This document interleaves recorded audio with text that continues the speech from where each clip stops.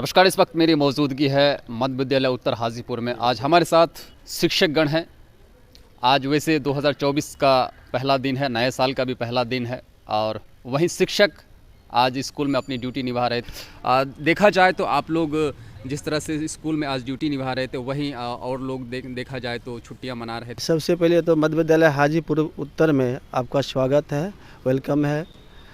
और वर्ष 2024 में नूतन वर्ष के अवसर पर ढेर सारी शुभकामनाएं आपको।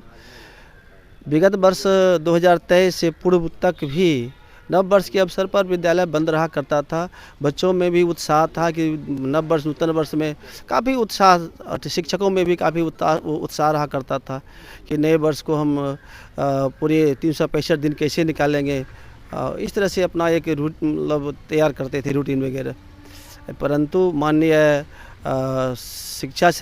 निदेशक शिक्षा सचिव के पाठक के द्वारा जो आहूत की गई थी उसके लिए भी हम लोग मतलब दृढ़ संकल्पित हैं कि 2024 में भी उनके बताए हुए कार्यक्रम को आगे बढ़ाते रहेंगे, शिक्षा के लिए तत्पर रहेंगे।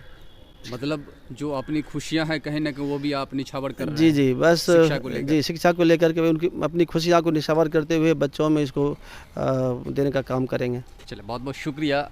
मतलब कह सकते हैं कि अपनी खुशी कहीं ना कहीं शिक्षा के नाम कर रहे हैं यहाँ के शिक्षक।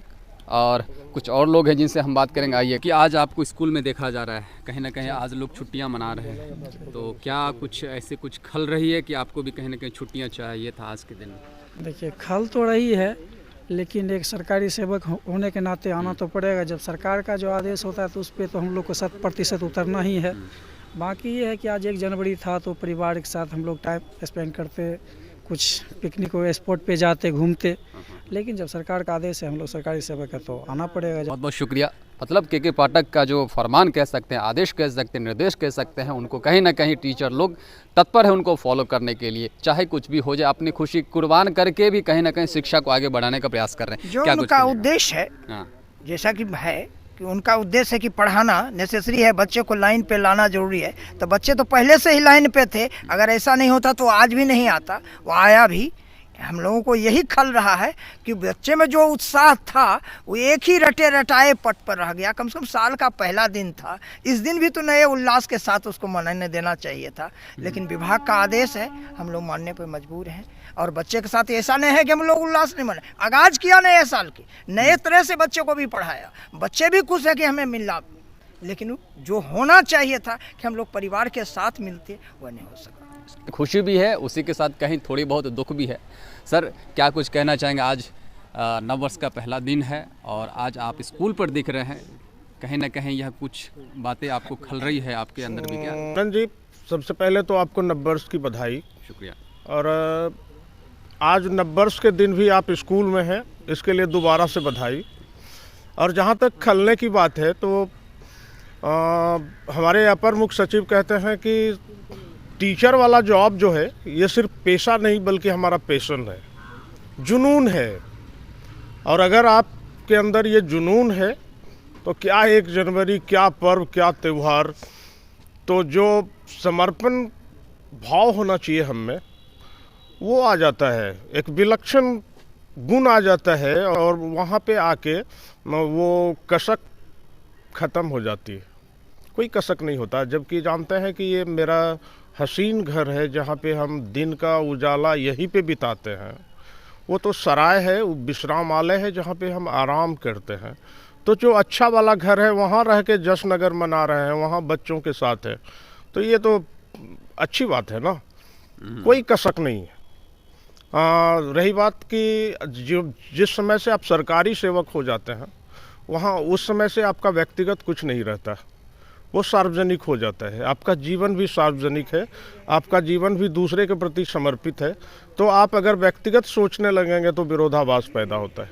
इसलिए मैं सरकार के साथ हूँ, क्योंकि अगर अपर मुख्य सचिव सरकार के अंग हैं तो हम भी सरकार के अंग हैं। अगर उनका उद्देश्य सुधार करना है तो हम भी उस उद्देश्य के साथ मुस्तैदी से खड़ा है। तो कोई कसक नहीं, साल आता है साल जाता है, बट कई सारे लोग आते हैं, सेवानिवृत्त हो जाते हैं, रिटायर हो जाते हैं, तो हम लोग आप लोग सब मिल के अभी चर्चा पाठक सर की ही क्यों करते हैं? क्योंकि वो विलक्षण है, कुछ न कुछ अलग करते हैं।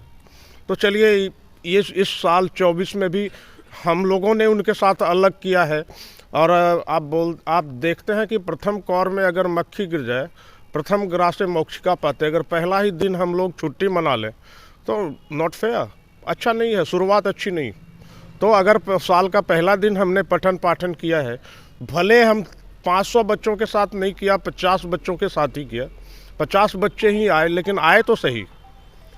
तो पहला दिन हम लोगों ने शिक्षा को समर्पित किया, ये हमारे लिए बड़ा आनंद का विषय है और संतुष्टि का भी विषय है। इसलिए कसक की बात नहीं करते और ना ही अन्य चीज़ों की बात करते हैं। और शिक्षक सेलिब्रेशन, शिक्षक के डिक्शनरी में सेलिब्रेशन शब्द होता क्या है? शिक्षक तो हमेशा हर रोज़ सेलिब्रेट करता है, हर क्लास में सेलिब्रेट करता है। जब भी वो जाते हैं क्लास ट्रांजैक्शन को तो सेलिब्रेशन ही होता है।